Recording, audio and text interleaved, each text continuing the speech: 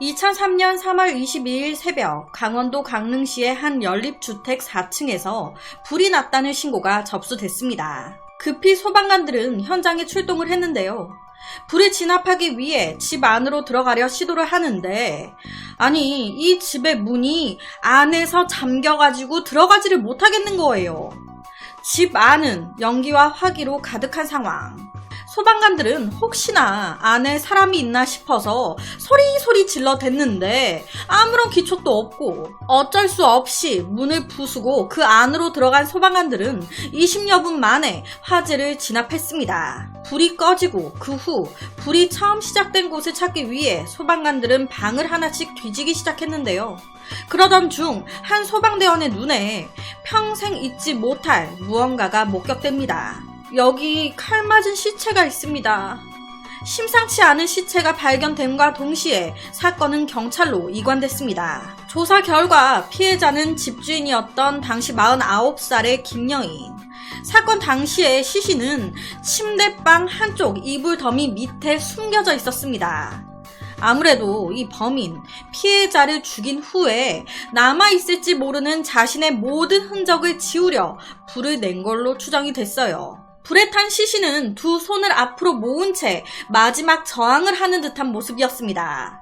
법의학에서 말하는 투사형 자세. 고온에 오랫동안 노출된 시신의 근육이 수축하면서 일어나는 일종의 열 강직 현상인데요. 보통 사람의 몸은 펴는 근육보다는 당기는 근육이 훨씬 더 발달이 되어 있대요. 그래서 그만큼 열 강직 현상도 당기는 근육에 많이 나타난다고 합니다. 실제 불에 탄 시신은 손목과 팔목을 오므리는 권투 자세를 취하는 경우가 많다고 해요. 그렇다면 이 피해 여성 김여인의 사망 사인은 뭘까요? 목졸림? 아니면 불로 인한 질식사? 그녀의 사망 사인은 다발성 자창, 즉 찔린 상처였습니다. 이 범인은 김여인의 등과 왼쪽 팔 등을 무려 35군데나 찔렀습니다. 전혀 서스럼 없이 계속적으로 찔렀다. 혹시 이 범인, 피해 여성에게 엄청난 원한이 있었던 걸까요? 아니면 갑작스러운 어떠한 상황에 매우 당황해서 난도질을 했던 걸까요? 몸에 남겨진 자창, 이 칼의 방향을 봐서는 이 범인은 오른손잡이다. 이 범인은 안방과 작은 방, 거실과 드레스룸 4군데에 동시에 불을 냈습니다. 그런데 여기서 조금 이상한 점이 하나 있었어요. 화재가 진압되고 나서 소방대원과 경찰들이 현장에 딱 들어갔는데 화재 현장 여기저기서 이상한 냄새가 나는 거예요. 아, 이거 무슨 냄새야? 아, 이거 화장품 냄새 같은데? 화장품 냄새가 왜 이 집에 여기저기서 진동을 하지? 그 이유는 곧 밝혀졌습니다. 거실 바닥에서 뚜껑이 열린 채 널려있는 스킨 로션이 하나 발견된 거예요. 그래서 그걸 수거해 조사한 결과 어라? 처음 발화 지점에서 발견된 에틸 알코올과 이 화장품 같은 성분이네? 그러니까 이 범인 사건 당시 영악하게 에틸 알코올이 들어간 화장품을 집안 곳곳에 뿌린 뒤 불을 붙였던 겁니다. 범행 현장에 불을 지르는 범인들은 화재와 함께 증거가 될 만한 모든 것이 날아갈 것이라고 믿습니다. 지문이나 족적은 물론이고 범행 시각이나 도주로도 지을 수 있다고 생각하곤 해요. 하지만 이건 큰 오산입니다. 방화든 실화든 화재 현장에 완전 연소라는 건 없습니다. 화재 현장이 100% 다 타는 일 없어요. 알코올이나 휘발유 등 인화성 물질도 바닥이나 벽 틈에 모두 연소되지 않은 채 남아있는 경우가 많습니다. 화재 잔류물 역시 남기 마련이고 그 속엔 증거물도 고스란히 나옵니다. 자기의 흔적을 지우려 불을 내지만 100% 지우지 못한다. 무조건 흔적이 남게 돼 있고 그 중에 범인에 대한 증거가 나오게 돼 있다. 완전 범죄는 없다. 경찰은 이 사건을 면식범에 의한 계획된 살인이라고 판단했습니다. 왜냐? 문을 보니까 강제로 문을 연 흔적이 없어. 그렇다면 범인은 집주인을 알거나 집 열쇠를 가지고 있는 사람이 아닐까. 집 안에 불을 놓은 뒤 열쇠로 문을 잠그고 현장을 유유히 빠져나간 게 아니었을까. 이 집에는요, 현관 외에는 밖으로 나갈 수 있는 다른 문은 전혀 없었습니다. 오롯이 밖으로 통하는 문은 현관문뿐. 처음에 경찰은 강도살인을 의심했어요. 그런데 집 안에 귀금속이 그대로 있었단 말이에요. 강도살인이면 이런 걸 챙겼어야 됐는데 귀금속을 챙기지 않은 것도 원한에 의한 범행을 의심하게 했습니다. 경찰은 피해자 김여인의 주변인들을 용의선상에 올렸습니다. 하지만 수사는 계속 그 자리. 의심이 가는 용의자들은 몇 명 있는데 알리바이가 다 명확한 거예요. 무언가 전환점이 필요한 상황. 그러던 중 한 가지 단서가 발견됩니다. 구급대원이 화재 당시에 문을 부수고 들어왔잖아요. 그런데 그때 현관 안전핀이 눌려져 있었다는 게 확인된 거예요. 우리 보통 옆에 문고리면 돌려서 잠그고 바로 옆에 이렇게 딱 누르면 또 잠기잖아요. 일반적으로 보조 시건 장치인 안전핀은 집 안에서만 누를 수 있도록 설계가 되어 있습니다. 밖에서 열쇠로 잠궈도 안전핀은 눌러지지 않아요. 고리만 돌아가잖아요. 그런데 이 집 안전핀이 잠겨 있었다? 범인이 살해 후, 방화 후에 현관으로 도망갔다면, 도망가면서 밖에서 문을 잠갔다면 이 안전핀은 눌러질 수가 없습니다. 즉, 아파트 현관에 안전핀이 눌린 상태였다라는 건 범인이 범행 후 현관이 아닌 제3의 통로로 도주했다는 이야기가 되는 거예요. 당시에 이 집이 연립주택의 맨 꼭대기층이었어요.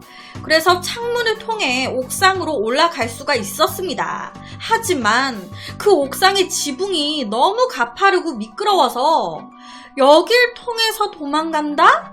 이거는 이거 잘못하면 여기서 나도 미끄러져 죽을 수 있겠다. 죽음을 각오해야 되는 길이었어요. 엄청 미끄럽고 가파른. 그래서 경찰이 처음에 설마 이 옥상으로 도망을 갔겠나, 딱 봐도 위험해 보이는데 그냥 현관으로 도망갔겠지 라고 생각을 했던 거예요. 하지만 현관문 안전핀이 눌려져 있었다고 하니까 뒤늦게 확인한 옥상에서 뜯겨진 방충망과 범인이 버린 걸로 추정되는 장갑이 발견됐습니다. 경찰은 무조건 면식범이라고만 생각하고 면식범만 쫓았어요. 그런데 이거 보니까 범인, 면식범이 아닐 수도 있겠다 싶은 거예요. 사건이 발생하고 며칠 지나서 이걸 느낀 겁니다. 수사 방향을 다시 잡아야 되겠다. 막막하기만 했던 수사는 다행히도 피해자 김여인의 휴대전화를 찾게 되면서 활기를 띠기 시작합니다. 당시 김여인의 휴대폰이 없어진 상태였어요. 왜냐? 범인이 가져갔거든요. 그런데 이 범인도 참 대단한 게 자기가 죽인 피해 여성의 핸드폰을 훔쳐가서 그걸 4일 동안이나 썼습니다. 그러다가 인근 시외버스 터미널에 버린 거예요. 경찰은 바로 이 범인이 김여인의 핸드폰으로 무엇을 했는지, 어디에 전화를 걸었었는지, 뭘 검색했었는지 다 조사하기 시작했습니다. 그런데 이 핸드폰 사용 내역이 기가 막힌 거예요. 범인은 대략 한 20통 정도의 전화를 쓴 걸로 확인됐는데 그 전화의 대부분이 속칭 폰팅, 핸드폰으로 막 이상한 얘기하고 이상한 소리 막 내고 음란성 유료 전화를 거는데 쓴 거예요. 이거 하려고 피해 여성 핸드폰을 가져갔던 거야? 그런데 여기서 특이했던 건 마치 규칙이라도 정한 듯 이 범인 짝수날에만 폰팅을 했습니다.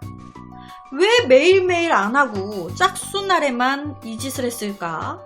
무슨 이유가 있을 것 같은데. 이 범인은 사람을 죽인 날, 그것도 죽인 사람의 전화로 폰팅을 했습니다. 이걸 봤을 때 알 수 있는 건 이 범인 폰팅 중독이구나. 그런데 왜 하루 10통씩 폰팅하던 놈이 홀수날엔 한 건도 전화를 안 했을까? 혹시 이 범인의 직업이 격일제로 근무하는 경비원이나 공익근무요원은 아닐까? 이때 형사분의 촉이 딱 온 거예요. 경찰은 바로 이 범인이 전화했던 폰팅 그 업체에 전화를 걸었습니다. 그런데 협조를 잘 안 해주는 거예요. 아무래도 좀 폰팅 업계의 특성상 원래 경찰이 협조를 받아내는 게 쉽지 않다고 합니다. 그러다 보니 경찰은 범인이 건 딱 한 통의 114 안내 전화에 주목했습니다. 전화를 걸었던 이유는 저 114죠? 강릉시 주문진에 있는 세탁소 전화번호 좀 알려주세요. 그렇게 이어진 추적 끝에 경찰은 한 20대 남자가 여관에서 범인이 물어봤었던 해당 세탁소로 여기 어느 여관인데 세탁물 좀 가져가세요 라는 전화를 한 것을 확인했습니다. 바로 해당 세탁소로 가서 이 의문의 20대 남자가 맡긴 의류를 확인했는데 이 남자가 맡긴 건 무스탕 점퍼. 그런데 이 무스탕 점퍼 소매에 피가 묻어있네. 조사 결과 죽은 피해자 김여인의 피네. 아, 니놈이 범인이구나. 그렇게 경찰은 잠복 끝에 21살의 강 씨를 검거하게 됩니다. 그리고 경찰의 예상대로 강 씨는 격일로 근무하는 시청 공익근무요원이었어요. 체포되고 나서 그는 순순히 모든 범행 사실을 인정했습니다. 그렇다면 그의 범행 이유는 뭐였을까요? 왜 김여인을 죽였던 걸까? 그 이유는 돈이 필요해서 였습니다. 강 씨와 김여인 두 사람은요, 일면식도 없는 남남이었습니다. 사건의 그날 약 2천만 원의 카드빚에 시달리고 있었던 강 씨가 우연히 혼자 귀가하고 있었던 김여인을 보고 아, 돈도 없는데 저 여자 집이나 털어야겠다 라고 생각한 거예요. 그런데 저 여자 집을 어떻게 들어가지? 이 강 씨는 처음에 배달원을 가장해 집에 들어가려고 했습니다. 저 배달 왔습니다. 그런데 대답은 배달 안 시켰는데요. 문도 안 열어주고 안 속아 넘어가는 거예요. 아이씨, 다른 방법을 써야 될 것 같은데. 그래서 옥상을 통해 방충망을 뜯고 집으로 침입했던 겁니다. 갑자기 외간 남자가 집에 들어오니까 얼마나 놀래요. 바로 김여인 소리를 빽 질렀고 이 소리에 놀란 강씨 엉겁결에 칼을 휘둘렀다는 거예요. 그렇게 무려 30번 넘게 찔렀다고. 그 후에 이 김여인의 지갑에 있었던 현금 20만 원을 들고 도망갔던 거예요. 와, 범행 동기도 너무 기가 막힌데 형사들을 기가 막히게 만든 건 더 있었습니다. 이 강씨 무자비하게 30번이나 넘게 무고한 여성을 찔러 죽였습니다. 그리고 나서 이 강씨 그 집을 나와서 PC방 갔습니다. 피 묻은 그 손으로 피해자의 지갑에서 꺼낸 피 묻은 그 20만 원을 들고 PC방 폰팅하고 전혀 죄의식이나 이런 게 없는 거죠. 경찰 조사에서 강 씨는 사건 당시를 얘기하면서 이렇게 말을 했다고 해요. 형사 아저씨, 그날 진짜 저 죽는 줄 알았어요.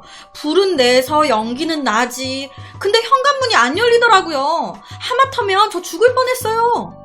남은 무자비하게 그렇게 죽여놓고 자기는 죽는 줄 알았다면서. 자기 목숨은 소중한 거예요. 자기는 죽기 싫어. 와, 죽을 뻔했다. 그러면서 사건 현장을 나왔던 거예요. 이 사건의 처벌이 어떻게 나왔는지는 기사가 따로 없더라고요. 그냥 이 사건에 대한 기사들만 제가 확인을 했는데 제가 추후에 어떻게 처벌이 됐는지 알게 되면 이 영상의 더보기란에 추가로 적어 놓도록 하겠습니다. 그래서 오늘은 강원도 강릉에서 일어난 참 너무 안타까운 한 살인사건에 대한 이야기를 가지고 왔습니다.